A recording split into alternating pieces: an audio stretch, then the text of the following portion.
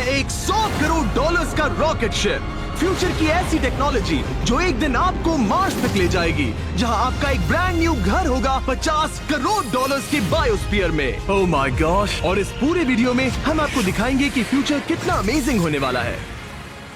आप देखोगे कि हम एक्सटिंक्ट स्पीशीज को वापस जिंदा कैसे करने वाले हैं। ये लिटरली फ्यूचर है। फ्लाइंग कार्स जो आपको कहीं भी ले जा सकती हैं, और भी बहुत कुछ। अरे वाह! शुरू करते हैं इस $1 की लाइट से, जिसे अगर आप करोड़ों ऐसी लाइट से जोड़ते हो तो इंसानों के फ्यूचर को सिमुलेट किया जा सकता है, या मार्स के।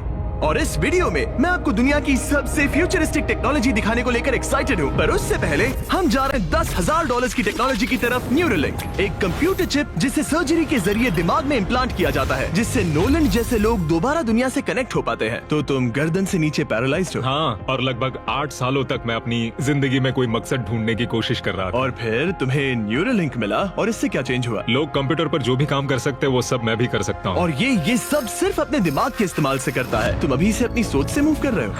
हाँ दोस्त। क्या तुम अपने दिमाग से एक टेक्स्ट भेज सकते हो? ठीक है। इसके हाथ पैरालाइज्ड हैं, और आप देख सकते हैं कि इसके हाथ बिल्कुल नहीं हिल रहे। और नोलैंड के दिमाग में न्यूरॉन्स की गतिविधि के जरिए न्यूरोलिंक उन सिग्नल्स को मूवमेंट्स में ट्रांसलेट कर सकता है। इसने अपने दिमाग से हाई टाइप किया है। ये तो सच में बहुत क्रेजी है ना? लेकिन ये सिर्फ इतना ही नहीं कर सकता। तो तुम बस लेफ्ट सोचते हो और वो हो जाता है। लेफ्ट, राइट, मरना मत। नहीं, मैं जीत गया। इसने हमें गेम में धूल चटा दी, वो भी सिर्फ अपने दिमाग की मदद से। मैंने कभी नहीं सोचा था कि मुझे कभी ऐसा कुछ करने मिलेगा। और फ्यूचर टेक्नोलॉजी सिर्फ दिमाग ही नहीं बल्कि शरीर की भी मदद कर सकती है। काय जैसे लोगों के लिए एक 12 साल का बच्चा जो बिना हाथ के पैदा हुआ था, उसे सड़क के किनारे छोड़ दिया गया था। ये वो है जो काय को लगता है उसे मिलने वाला। ये काफी कड़क है। उसे आइडिया नहीं है कि वो एक नकली डॉक्टर के ऑफिस में है और उसे दुनिया का सबसे एडवांस्ड बायोनिक आर्म मिलने वाला है। एक $25,000 का बायोनिक लिगामेंट। लगता है किसी सुपर हीरो मूवी से निकला हो। चलो उसे सरप्राइज करें। हे काय, हेलो।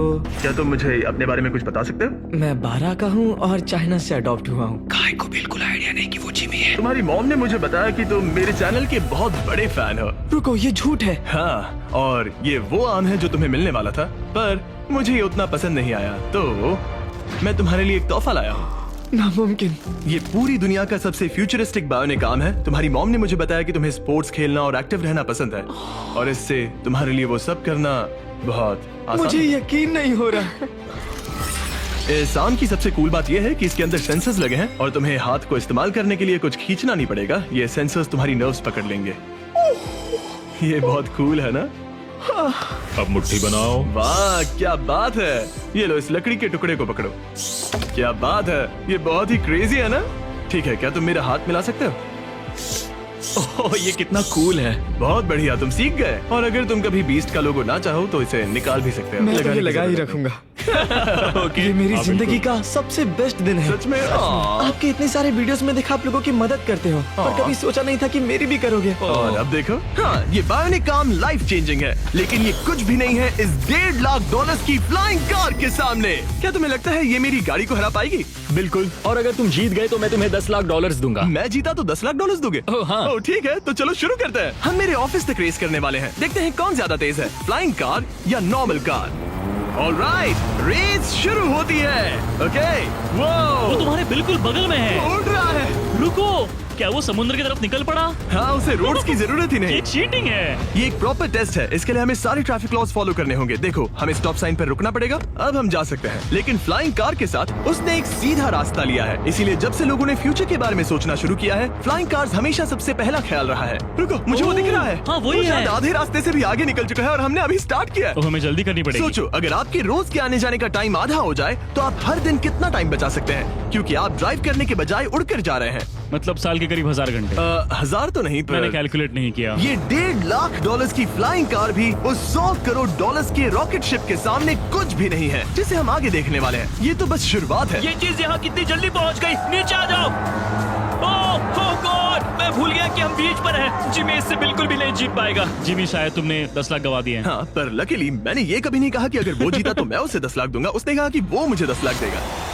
अब सिर्फ मैं यहाँ किसी को ठोक ना दो। ओ वो रहा, तुम यहाँ कितनी देर से हो? 10 मिनट। तुम यहाँ 10 मिनट से हो? और नहीं तो क्या। ओह माय गॉड, मुझे आपका तो नहीं पता, पर मैं एक दिन इसे चलाने के लिए बहुत एक्साइटेड हूँ। और अगर तुम इसके लिए एक्साइटेड नहीं हो तो क्यों ना इस जेट पैक से काम पर जाना शुरू कर दो। लगभग $5 लाख का ये jet pack 130 kilometre per hour से भी ज्यादा तेजी से उड़ सकता है और करीब 5 किलोमीटर की रेंज के साथ ये काम पर पहुंचने का सबसे फास्ट तरीका है। मैं जॉब से खुश हूँ।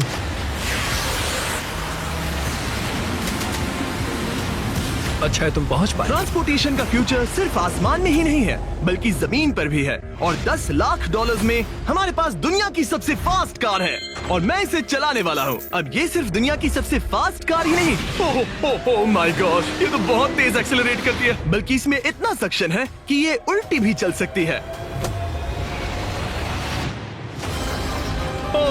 Okay, oh my gosh, Oh my God! Jimmy अभी लिटरली Oh my उल्टा God, हो रहा जिमी है। को देखो। देखो ये यहाँ तो से। बहुत डरावना है, लेकिन नॉर्मल कार में होने जितना डरावना नहीं। ये कितना क्रेजी है। वो भी ग्रेविटी को डिफाई कर रहा और है। मुझे अपने पूरे शरीर का खून सिर में चढ़ता महसूस हो रहा है। इसमें 2 इतने पावरफुल वैक्यूम फैंस हैं कि आप इसे लिटरली अपसाइड डाउन चला सकते हैं।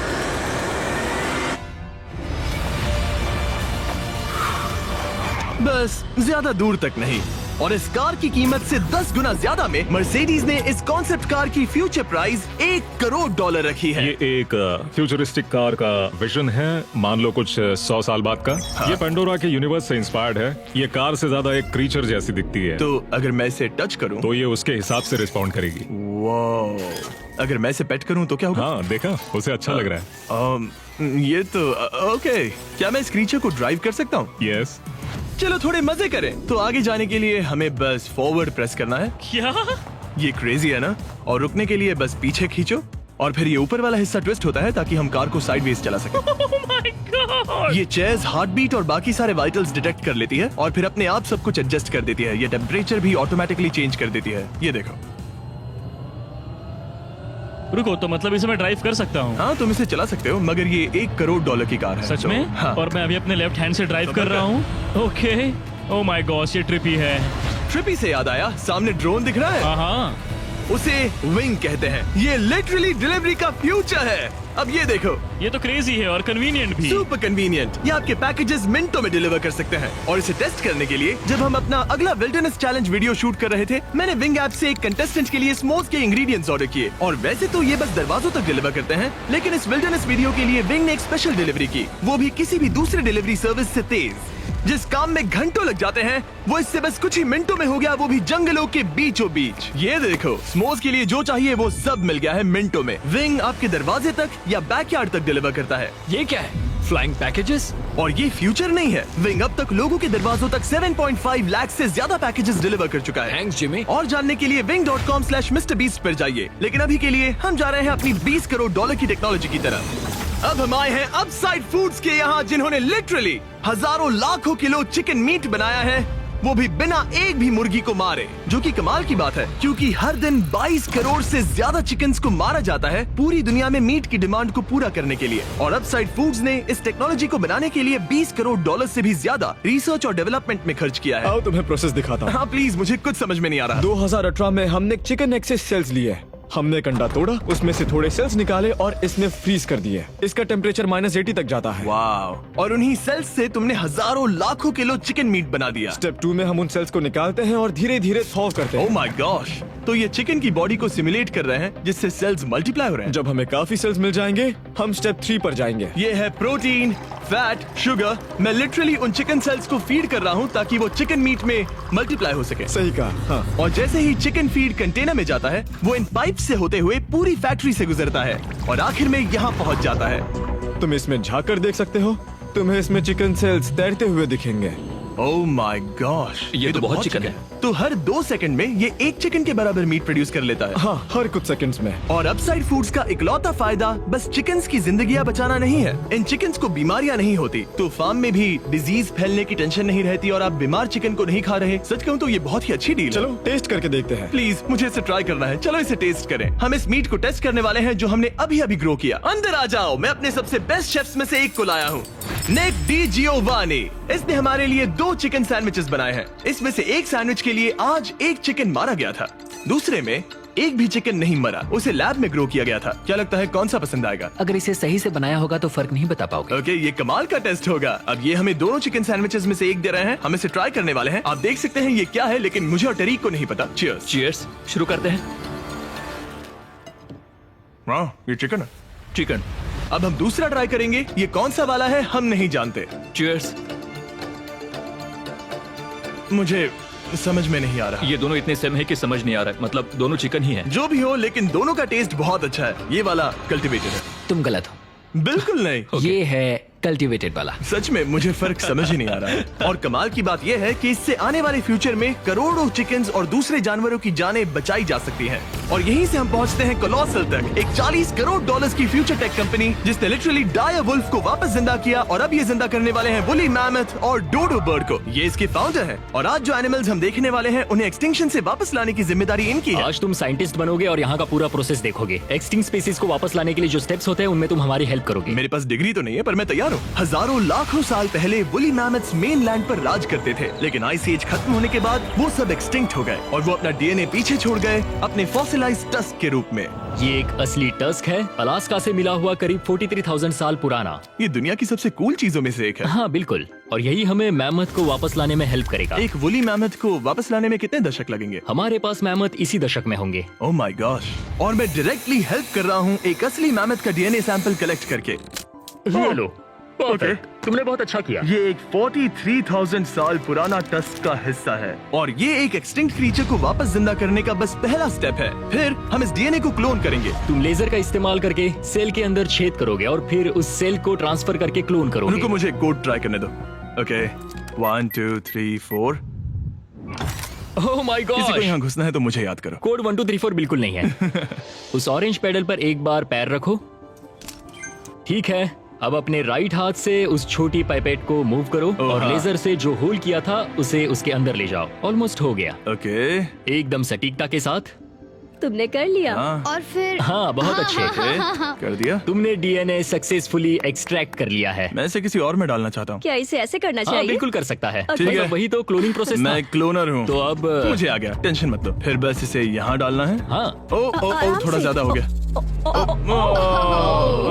ये तो जो होना चाहिए था उसका एग्जैक्टली उल्टा हो मुझे गया। एनिमल्स क्लोन करने में और प्रैक्टिस चाहिए। लेकिन वुली मैमथ को वापस जिंदा करने से पहले उन्होंने उसका डीएनए एक माउस के डीएनए के साथ मिक्स किया और एक वुली माउस बनाया। और बस कुछ ही सालों में कोलोसल इसी टेक्नोलॉजी का इस्तेमाल करके वुली मैमथ को एक्सटिंक्शन से वापस ले आएंगे। ऑलराइट, एक क्रेजी सवाल है, इसे छू सकता हूँ?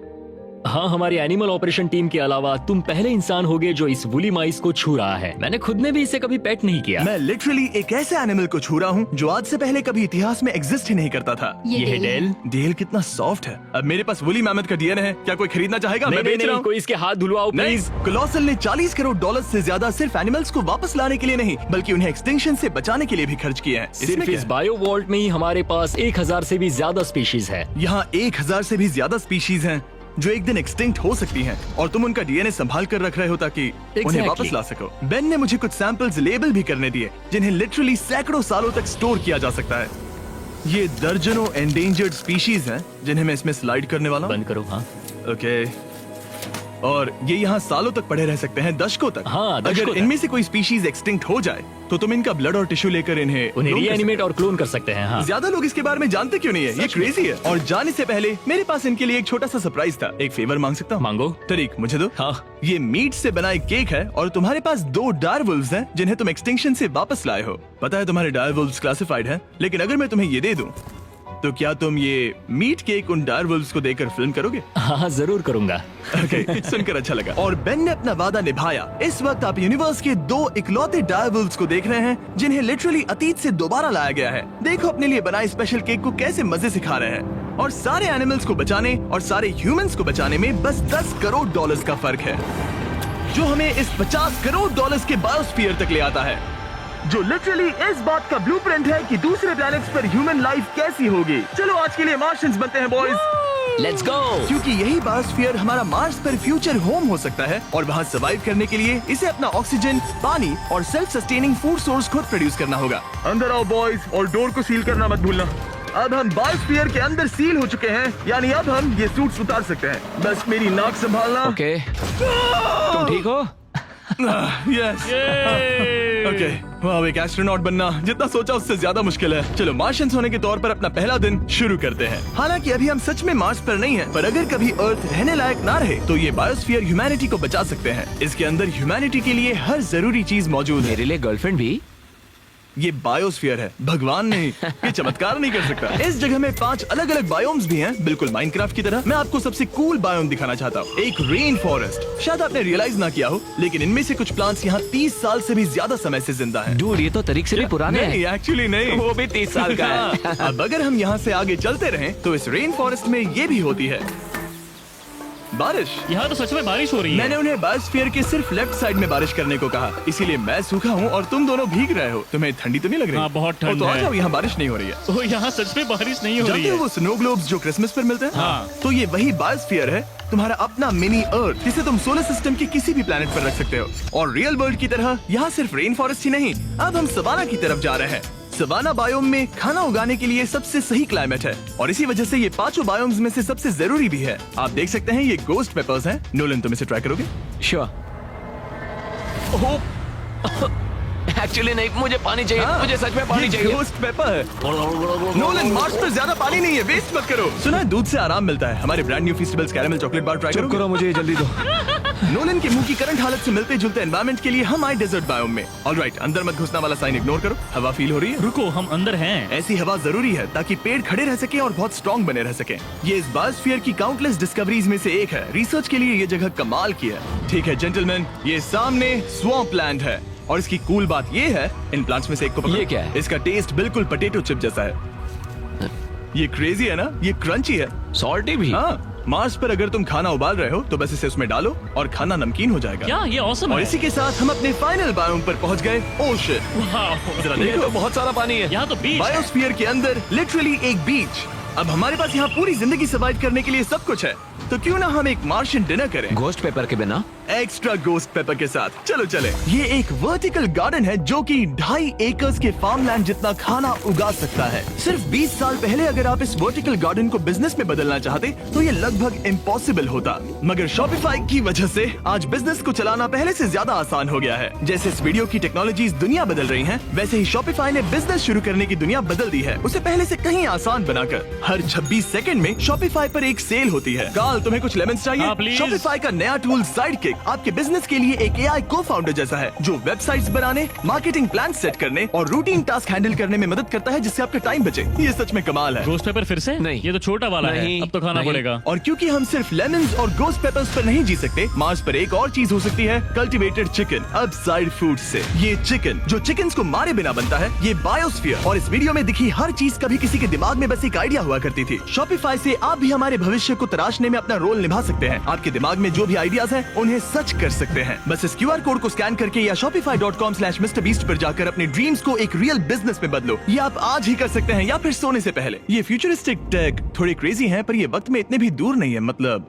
अगर कभी कोई लड़की नोलन से बात करे और उनका बच्चा हो जाए, तो हो सकता है कि शायद वो बच्चा एक दिन मार्स पर बड़ा हो। इस वीडियो में दिखाई गई हर चीज मुमकिन है। तुम्हारा बच्चा होगा, बस वो पार्ट को छोड़कर। ये सारी चीजें जादू से तो मार्स पर टेलीपोर्ट नहीं होने वाली। इन्हें वहाँ तक ले जाने के लिए रॉकेट शिप की जरूरत है, और अभी के लिए वो रॉकेट शिप है स्टारशिप, एक $100 करोड़ का फ्यूचरिस्टिक टेक जिसे स्पेसएक्स ने पॉसिबल बनाया, जिन्होंने हमें यहाँ इन्वाइट किया ताकि हम उनके प्लान्स देख सके, मार्स पर हजारों स्टारशिप्स लॉन्च करने के, जिससे ह्यूमैनिटी एक मल्टी प्लैनेटरी स्पीशीज बन जाएगी। स्टारशिप यही बनी है दुनिया की सबसे बड़ी बिल्डिंग्स में से एक के अंदर। उन्हें इतनी बड़ी बिल्डिंग की क्या जरूरत? एक साइड से रॉ मटेरियल्स अंदर आते हैं और दूसरी साइड से रॉकेट शिप्स बाहर निकलते हैं। मतलब वैसे? हाँ, मतलब यहाँ हर तरफ रॉकेट शिप के पार्ट्स पड़े हैं। और अब स्टारशिप के वाइस प्रेसिडेंट हमें दिखाने वाले हैं कि यहाँ डेवलप हो रही टेक्नोलॉजी ह्यूमैनिटी के फ्यूचर को कैसे डिफाइन करेगी। ये स्टारशिप के अंदर का हिस्सा है। Wow! कुछ ही सालों में हम लोगों को चांद पर भेजेंगे और उसके थोड़े टाइम बाद मार्स हम पर। मार्स के टिकट्स खरीद सकते हैं। हाँ, बाद में बात करते हैं। चलेगा। और आप एक टाइम पर हजारों स्टारशिप्स भेजना चाहते हैं, हजारों स्टारशिप। और हर स्टारशिप में 100 लोग आ सकते हैं। हाँ, oh my gosh bro, future तो क्रेजी है। मैं बहुत एक्साइटेड हूँ। जब मुझे ह्यूमैनिटी की अब तक की सबसे कूल चीज दिखाई जा रही थी, तब मैं कुछ मुश्किल सवाल पूछना चाह रहा था। क्या स्टारशिप ने कभी स्पेस में कोई अनआइडेंटिफाइड ऑब्जेक्ट एनकाउंटर किया है? अब तक तो नहीं, इतना ही हम बता सकते हैं। अगर मैं यही ऑफ कैमरा पूछूं तो क्या जवाब अलग होगा? नहीं। एनीवेज, आगे बढ़ते हैं। ये क्रेजी है कि यहाँ सब कितने नॉर्मल है। मतलब यहाँ सब मेहनत कर रहे हैं, पर शायद इन्हें इस तरह रोज रॉकेट्स पर काम करना नॉर्मल लगता है। ये क्रेजी है। जानते हो ना, तुम लोग रॉकेट शिप पर काम कर रहे हो। क्या ये क्रेजी नहीं है? अगर उन्हें पता नहीं होता तो मैं घबरा जाता। और ये दोनों जो रॉकेट्स बना रहे हैं वो फुली रीयूजेबल स्टारशिप्स हैं और जब ये अर्थ के एटमॉस्फेयर में वापस एंटर करते हैं तो लावा से भी ज्यादा गर्म टेम्परेचर्स झेलते हैं। इसीलिए स्पेसएक्स टीम ने एक custom heat shield system engineer हम किया है। हीट शील्ड टाइल्स की बात कर रहे थे और ये रही उसकी एक टाइल जिसे तुम पकड़ सकते हो। क्या लगता है? तो ये है वो हीट शील्ड टाइल। ये असली Wow, heat shield टाइल ये है। तो बहुत हल्की है, इसे पकड़ के देखो। क्योंकि इनमें ऐसे टोटल 18,000 लगे हैं। ये कितनी गर्म हो सकती है? इतना गर्म कि इसे ब्लो टॉर्च से भी कोई फर्क नहीं पड़ेगा। अगर मैं अपना हाथ यहाँ रखूं, ये टाइल यहाँ हो और आप इस पर ब्लो टॉर्च चलाओ, तुम्हें कुछ नहीं होगा।